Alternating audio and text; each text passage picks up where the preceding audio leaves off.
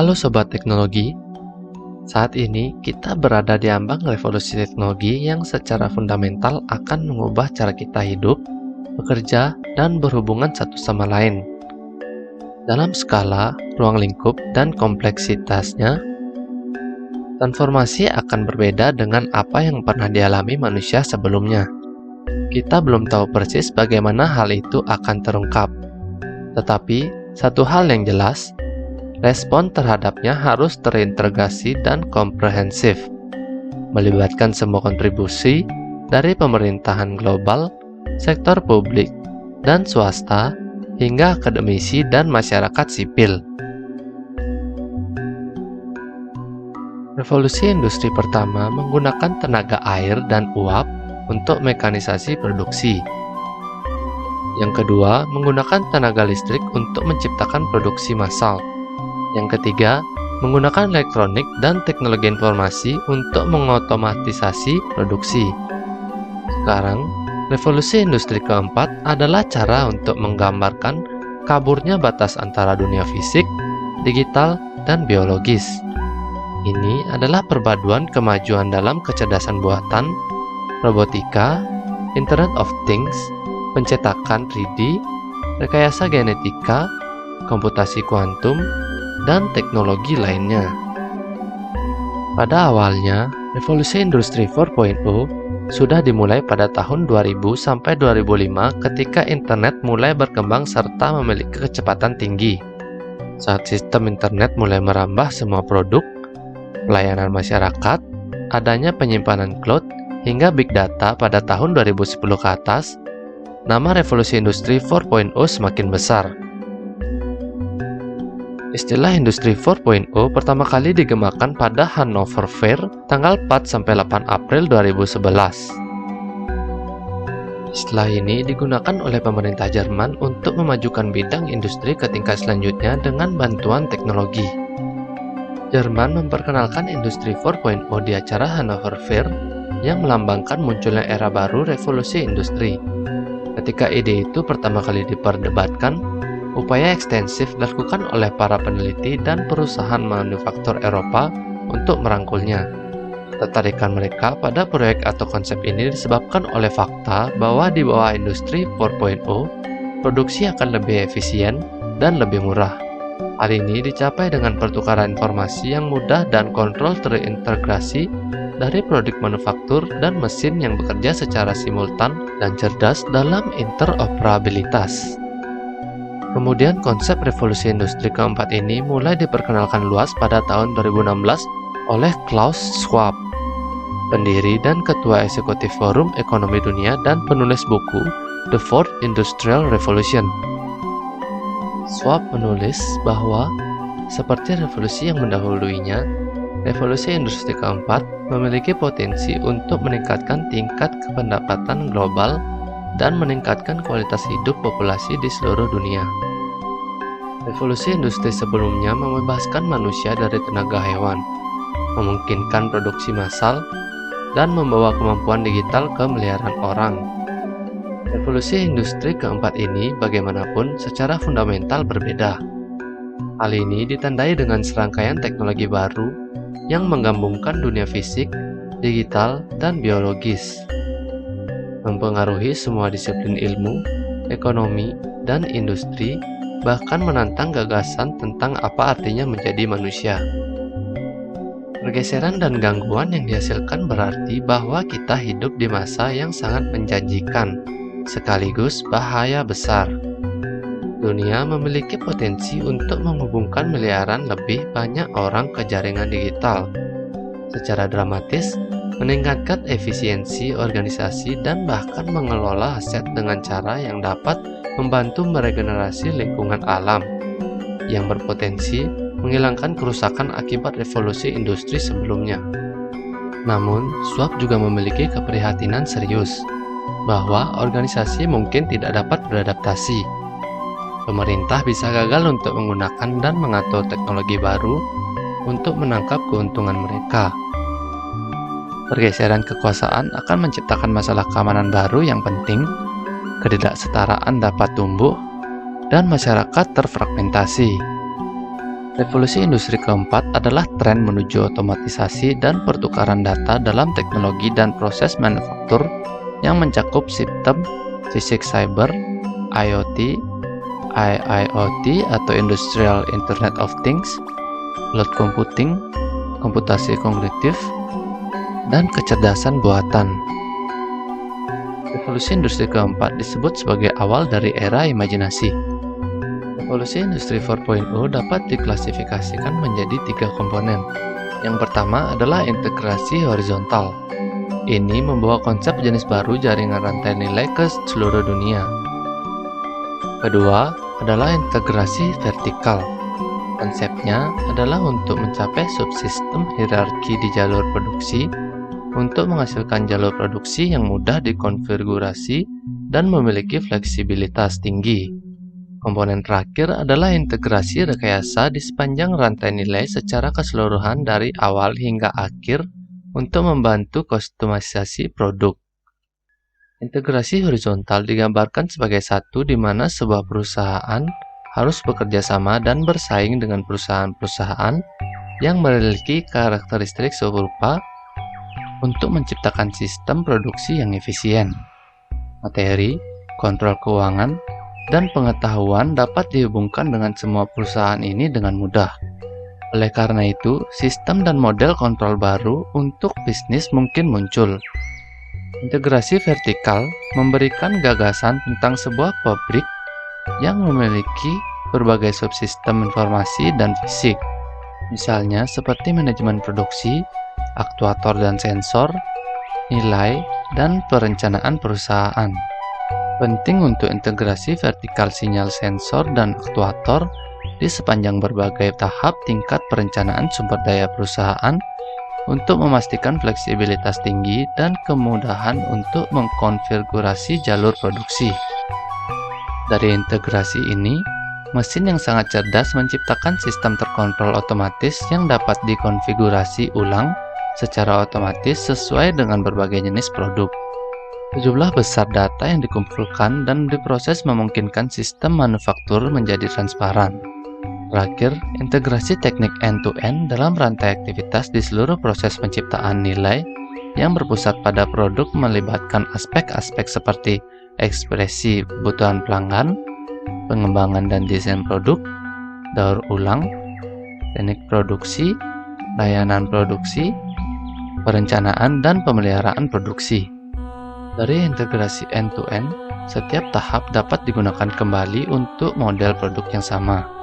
Efek desain produk pada layanan dan produksi dapat diprediksi dengan memanfaatkan perangkat lunak dalam rantai untuk memastikan produk dapat disesuaikan. Industri 4.0 adalah masa depan manufaktur global. Ini adalah era otomatisasi pabrik digital dan produk digital. Meski demikian, kalangan akademisi masih belum bisa mendefinisikan pendekatan tersebut karena Industri 4.0 merupakan istilah dasar yang mengacu pada revolusi industri keempat. Hal ini menyebabkan kesulitan untuk membedakan komponen-komponennya. Ada 9 karakteristik untuk Industri 4.0. Yang pertama adalah Cyber Physical System. Industri 4.0 dapat berperan sebagai kajian cyber physical system di mana kemajuan dan kecepatan perkembangan komunikasi dan kalkulasi membentuk cyber physical system dan industri 4.0. Setiap sistem produksi cyber physical system memiliki sensor yang dipasang di seluruh aspek fisik untuk menghubungkan hal-hal fisik dengan model virtual. Karena sistem cyber physical lebih umum di masyarakat dan terjadi selama interaksi dengan manusia, maka harus dipastikan bahwa cyber physical system berperilaku stabil dan memiliki bantalan tertentu ketika digunakan dengan kecerdasan buatan. Cyber physical system adalah juga landasan untuk menciptakan Internet of Things yang dapat digabungkan menjadi Internet of Service. Dengan demikian, bisnis akan lebih mudah untuk membangun jaringan global yang menggabungkan sistem pergudangan, mesin, dan fasilitas produksi cyber physical system di masa depan. Karakteristik selanjutnya adalah Internet of Things. Industri 4.0 adalah ungkapan baru untuk kombinasi teknologi Internet of Things saat ini dan industri manufaktur. Industri 4.0 dimulai sebagai hasil dari kombinasi Internet of Things dan Internet of Service dalam proses manufaktur. Secara umum, IoT dapat menyediakan konektivitas, sistem yang canggih, layanan, objek fisik, memungkinkan komunikasi objek ke objek dan berbagai data. IoT dapat dicapai melalui kontrol dan otomatisasi aspek seperti pemanasan, pencahayaan, permesinan, dan pemantauan jarak jauh di berbagai industri. Selanjutnya adalah Internet of Service. Internet of Service berperan sebagai komponen penting dalam industri otomotif. Aktivitas dipicu melalui transfer data dalam teknologi informasi untuk membuat mobilitas sehari-hari lebih aman, mudah, dan menyenangkan. Internet of Service bertindak sebagai vendor layanan untuk menyediakan layanan melalui internet sesuai dengan jenis layanan digitalisasi. Layanan ini tersedia dan sesuai permintaan di sekitar model bisnis, mitra, dan pengaturan apapun untuk layanan. Pemasok menyediakan dan menggabungkan layanan menjadi layanan nilai tambahan karena komunikasi di antara konsumen dapat diterima dan diakses oleh mereka melalui berbagai saluran. Selanjutnya adalah Big Data dan Analytics. Di bawah Industri 4.0, analitik Big Data bermanfaat untuk manufaktur prediktif dan merupakan arah penting bagi pengembangan teknologi industri melalui perkembangan internet yang pesat. Hal ini menyebabkan sejumlah besar informasi yang dihasilkan dan diperoleh setiap hari di mana pemrosesan dan analisis saat ini tidak dapat diatasi dengan menggunakan metode tradisional. Oleh karena itu, Big Data telah menjadi topik hangat baru-baru ini di Industri 4.0. Banyak aplikasi lain akan dapat memperoleh nilai tambahan ketika teknik yang ada menjadi lebih matang untuk menangani Big Data. Big Data adalah pemanfaatan teknologi digital untuk melakukan analisis.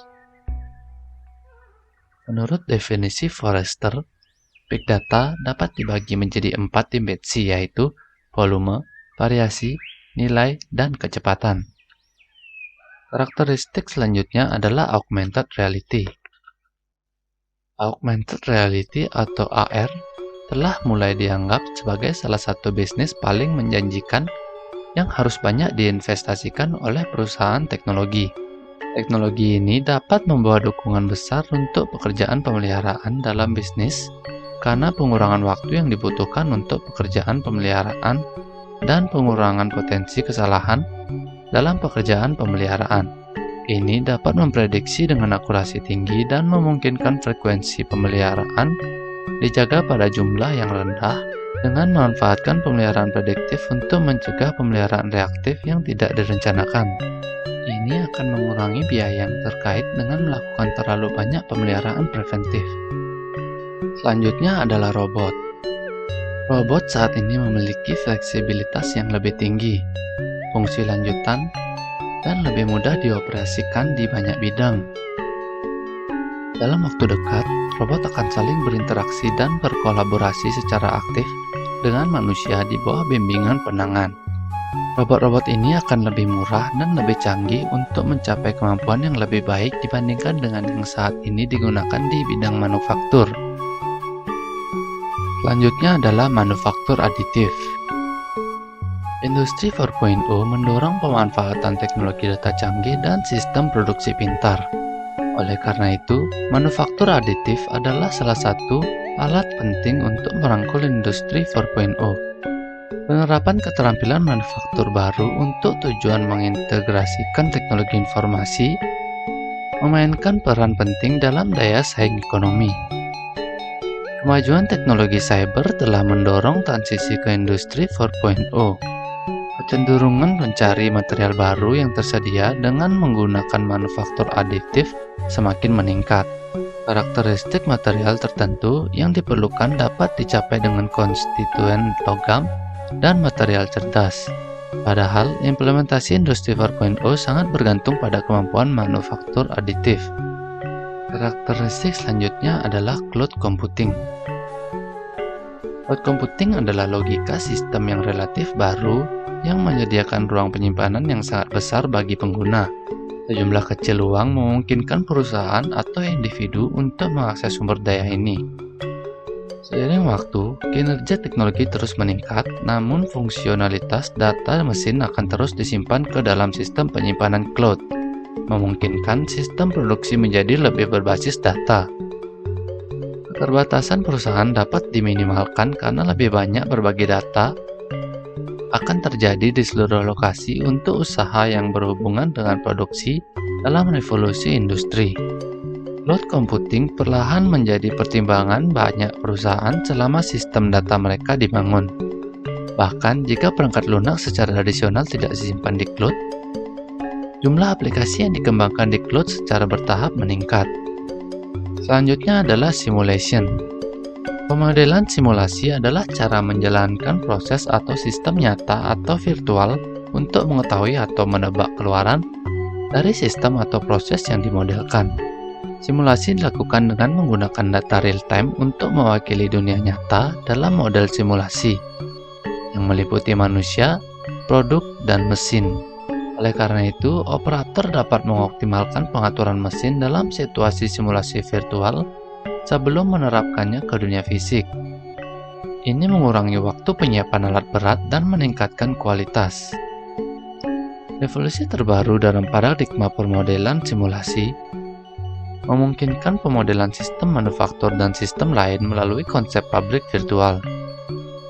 Selanjutnya, kecerdasan buatan tingkat lanjut pada kontrol proses termasuk penyesuaian otonom pada sistem operasi juga dapat dilakukan melalui simulasi.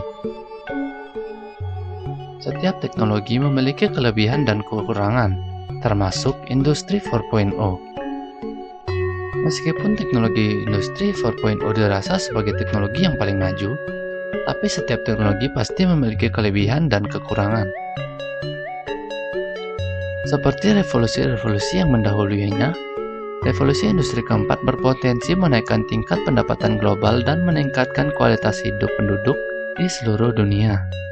Sampai saat ini, mereka yang mendapatkan keuntungan paling banyak adalah konsumen yang mampu membeli dan mengakses dunia digital.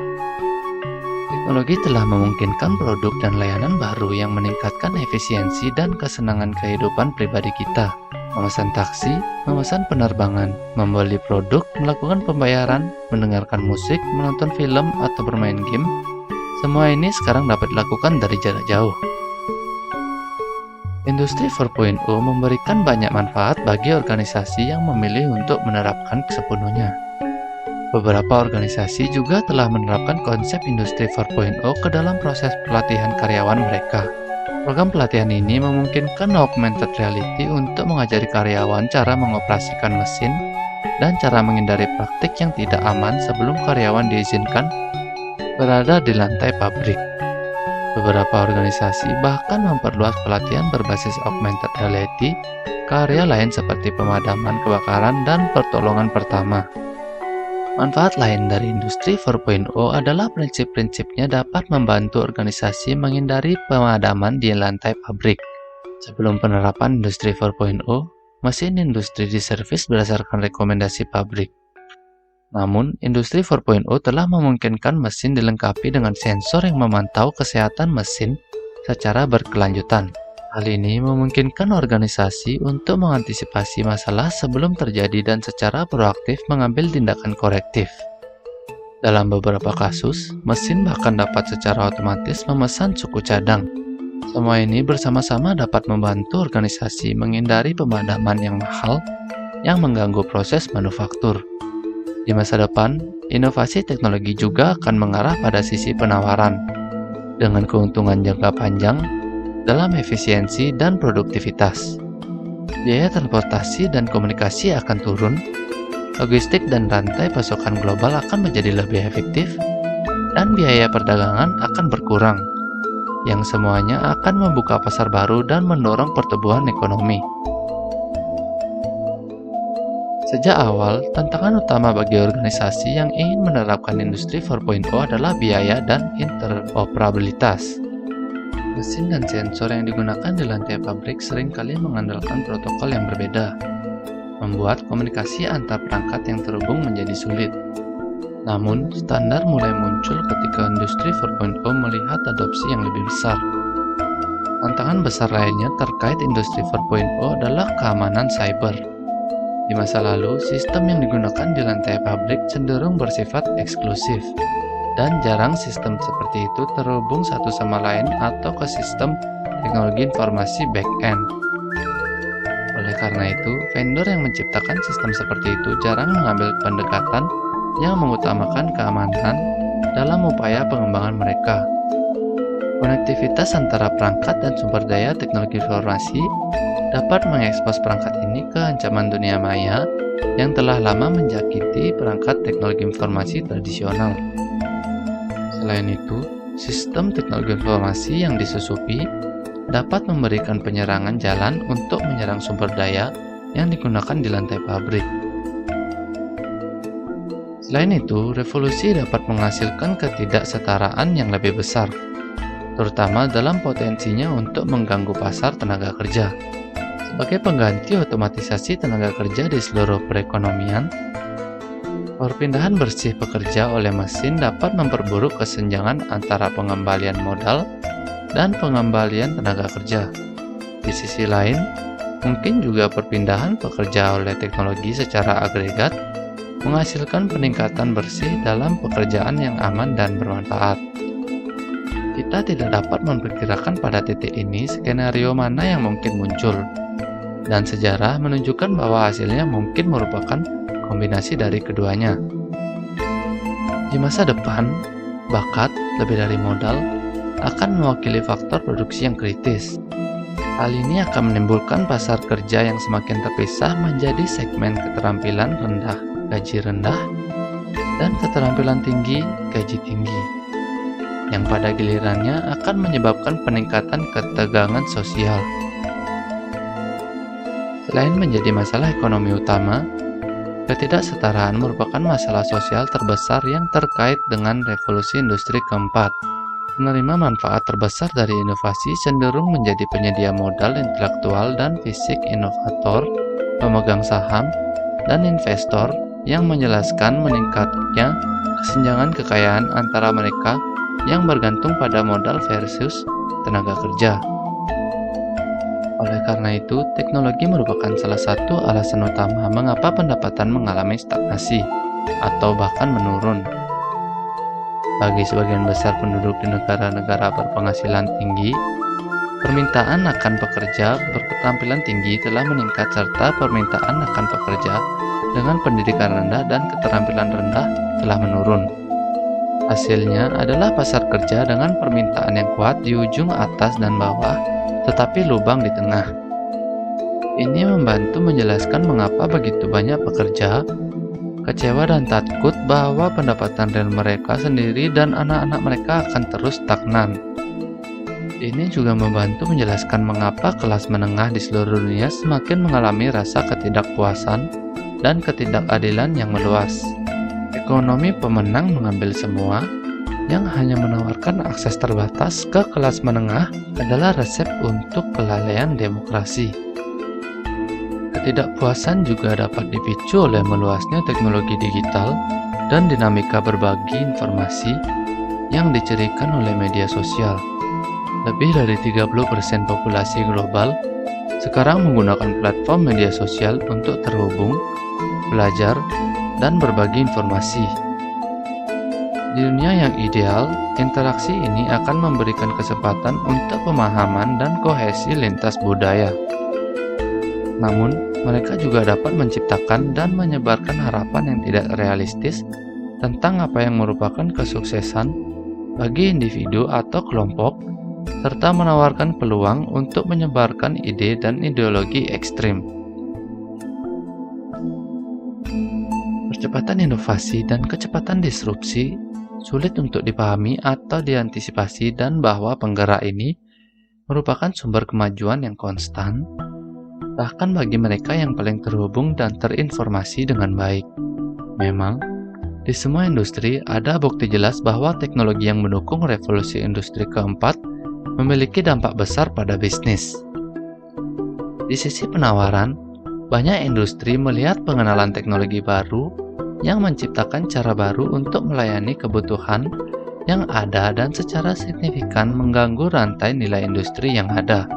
Gangguan juga mengalir dari pesaing yang gesit dan inovatif yang berkat akses ke platform digital global untuk penelitian, pengembangan, pemasaran, penjualan, dan distribusi dapat menggulingkan pemain lama yang sudah mapan lebih cepat dari sebelumnya dengan meningkatkan kualitas, kecepatan, atau harga di mana nilai disampaikan. Pergeseran besar pada sisi permintaan juga terjadi.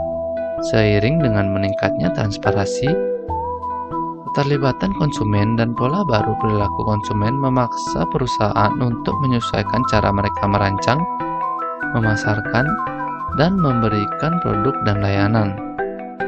Tren utama adalah pengembangan platform yang didukung teknologi yang menggabungkan permintaan dan pasokan untuk mengganggu struktur industri yang ada, seperti yang kita lihat dalam ekonomi berbagi atau sesuai permintaan. Platform teknologi ini yang dibuat mudah digunakan oleh ponsel cerdas, menyatukan orang, aset, dan data-data sehingga menciptakan cara yang sama sekali baru dalam mengkonsumsi barang dan jasa dalam prosesnya. Selain itu, mereka menurunkan hambatan bagi bisnis dan individu untuk menciptakan kekayaan, mengubah lingkungan pribadi dan profesional pekerja. Bisnis platform baru ini dengan cepat berkembang biak menjadi banyak layanan baru. Mulai dari belanja, pekerjaan rumah hingga parkir, dari pijat hingga perjalanan. Secara keseluruhan, ada 4 efek utama revolusi industri keempat terhadap bisnis. Pada harapan pelanggan, pada peningkatan produk, pada inovasi kolaboratif, dan pada bentuk organisasi. Baik konsumen atau bisnis, pelanggan semakin menjadi pusat ekonomi, yang semuanya tentang meningkatkan cara pelanggan dilayani. Apalagi produk dan layanan fisik kini dapat ditingkatkan dengan kemampuan digital yang meningkatkan nilainya. Teknologi baru membuat aset lebih tahan lama dan tangguh, sementara data dan analitik mengubah cara pemeliharaannya. Sementara itu, dunia pengalaman pelanggan, layanan berbasis data, dan kinerja aset melalui analitik membutuhkan bentuk kolaborasi baru, terutama mengingat kecepatan inovasi dan disrupsi terjadi, dan munculnya platform global dan model bisnis baru lainnya. Akhirnya berarti bahwa bakat, budaya, dan bentuk organisasi harus dipikirkan kembali. Secara keseluruhan, pergeseran yang tak terhindarkan dari digitalisasi sederhana ke inovasi berdasarkan kombinasi teknologi memaksa perusahaan untuk meriksa kembali cara mereka melakukan bisnis. Namun, intinya adalah sama. Para pemimpin bisnis dan eksekutif senior perlu memahami lingkungan mereka yang berubah, menantang asumsi tim operasi mereka, dan terus berinovasi tanpa henti. Ketika dunia fisik, digital, dan biologis terus bertemu, teknologi dan platform baru akan semakin memungkinkan warga untuk terlibat dengan pemerintah, menyuarakan pendapat mereka, mengkoordinasikan upaya mereka, dan bahkan menghindari pengawasan otoritas publik. Secara bersamaan, pemerintah akan mendapatkan kekuatan teknologi baru untuk meningkatkan kontrol mereka atas populasi berdasarkan sistem pengawasan yang meresap dan kemampuan untuk mengontrol infrastruktur digital. Namun, secara keseluruhan, pemerintah akan semakin menghadapi tekanan untuk mengubah pendekatan mereka saat ini terhadap keterlibatan publik dan pembuatan kebijakan, karena peran sentral mereka dalam menjalankan kebijakan berkurang karena sumber persaingan baru dan redistribusi dan desentralisasi kekuasaan yang dimungkinkan oleh teknologi baru. Pada akhirnya, kemampuan sistem pemerintah dan otoritas publik untuk beradaptasi akan menentukan kelangsungan hidup mereka. Jika mereka terbukti mampu merangkul dunia perubahan yang mengganggu, menundukkan struktur mereka ke tingkat transparansi dan efisiensi yang akan memungkinkan mereka untuk mempertahankan keunggulan kompetitif mereka akan bertahan. Jika mereka tidak dapat berevolusi, mereka akan menghadapi masalah yang semakin meningkat. Hal ini terutama berlaku di bidang regulasi. Sistem kebijakan publik dan pengambilan keputusan saat ini berkembang seiring dengan revolusi industri kedua. Ketika pembuat keputusan memiliki waktu untuk mempelajari masalah tertentu dan mengembangkan tanggapan yang diperlukan atau kerangka peraturan yang sesuai, seluruh proses dirancang untuk menjadi linear dan mekanistik, mengikuti pendekatan top-down yang ketat. Tetapi pendekatan seperti itu tidak lagi layak, mengingat laju perubahan dan dampak luas revolusi industri keempat yang cepat. Legislator dan regulator ditantang ke tingkat yang belum pernah terjadi sebelumnya dan sebagian besar terbukti tidak mampu mengatasinya. Lalu, bagaimana mereka bisa menjaga kepentingan konsumen dan masyarakat luas sambil terus mendukung inovasi dan perkembangan teknologi dengan merangkul tata kelola gesit, sama seperti sektor swasta yang semakin mengadopsi respon tangkas terhadap pengembangan perangkat lunak dan operasi bisnis secara lebih umum. Ini berarti regulator harus terus beradaptasi dengan lingkungan baru yang cepat berubah, menciptakan kembali diri mereka sendiri sehingga mereka dapat benar-benar memahami apa yang mereka atur. Untuk melakukannya, pemerintah dan badan pengatur perlu berkolaborasi erat dengan bisnis dan masyarakat sipil.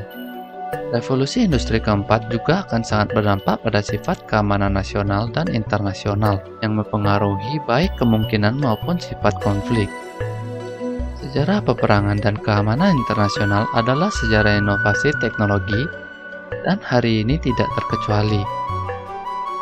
Konflik modern yang melibatkan negara semakin bersifat hibrida, menggabungkan teknik medan perang tradisional dengan unsur-unsur yang sebelumnya terkait dengan aktor non-negara. Perbedaan antara perang dan perdamaian, kombatan dan non-kombatan, dan bahkan kekerasan dan non-kekerasan menjadi kabur dan tidak nyaman.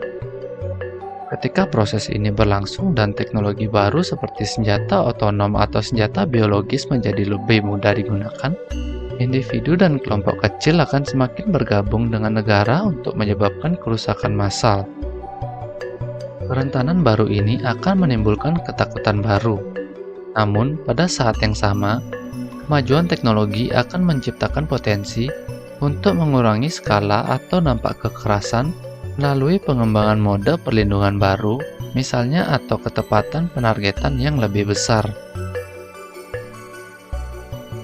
Revolusi industri keempat akhirnya akan mengubah tidak hanya apa yang kita lakukan tetapi juga siapa diri kita. Ini akan mempengaruhi identitas kita dan semua masalah yang terkait dengannya. Rasa privasi kita, gagasan kepemilikan kita, pola konsumsi kita, waktu yang kita curahkan untuk bekerja dan bersantai, dan bagaimana kita mengembangkan karir kita, mengembangkan keterampilan kita, bertemu orang, dan memelihara hubungan.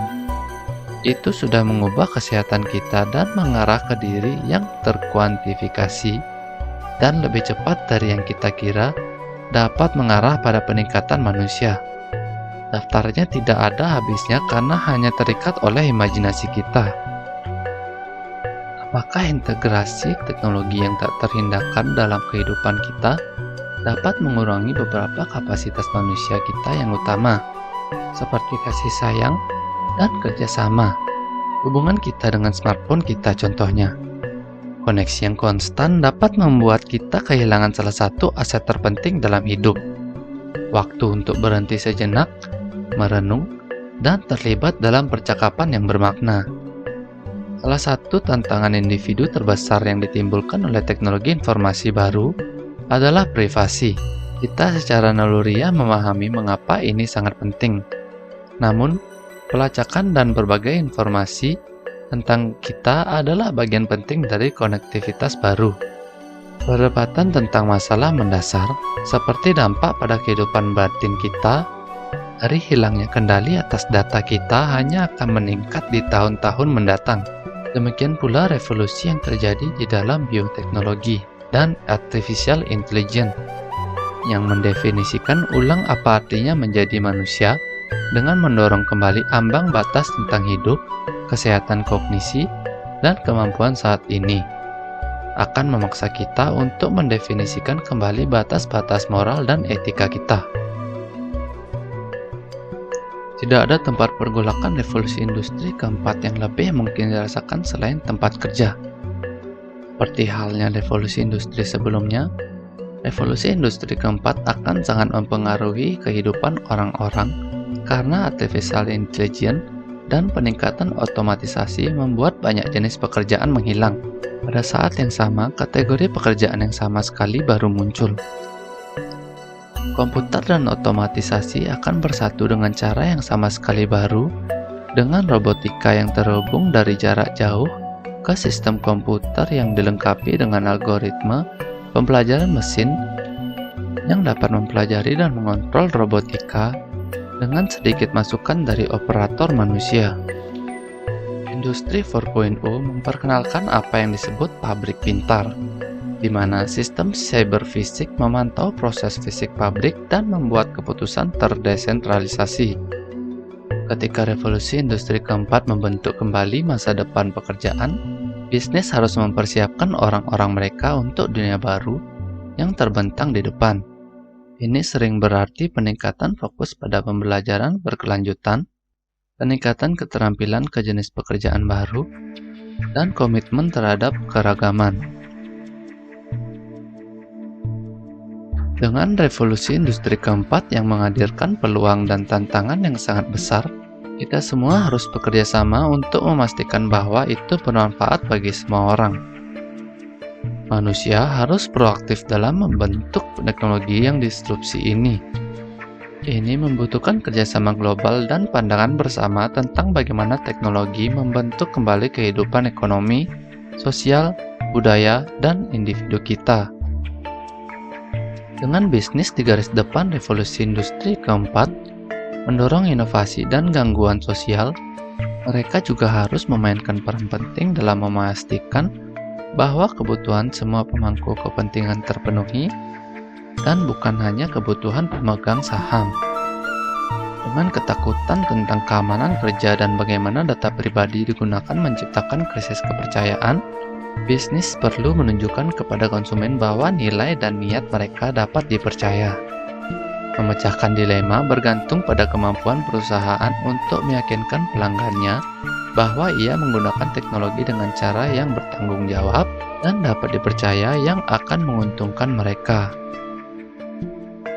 Dengan mengidentifikasikan bisnis sebagai platform luar biasa untuk perubahan, setiap pemimpin bisnis dapat memiliki peran langsung dalam menciptakan peluang ekonomi bagi jutaan orang dengan berinvestasi dalam program pendidikan dan pelatihan untuk talenta yang ada dan potensial. Dalam beberapa dekade mendatang, kita perlu membangun pagar pembatas yang menjaga inovasi revolusi industri keempat pada jalurnya untuk memberi manfaat bagi seluruh umat manusia. Kita semua secara individu dapat memiliki peran langsung dalam membentuk masa depan kita dan menciptakan peluang ekonomi bagi jutaan orang dengan menginvestasikan waktu dan sumber daya kita untuk membantu orang lain.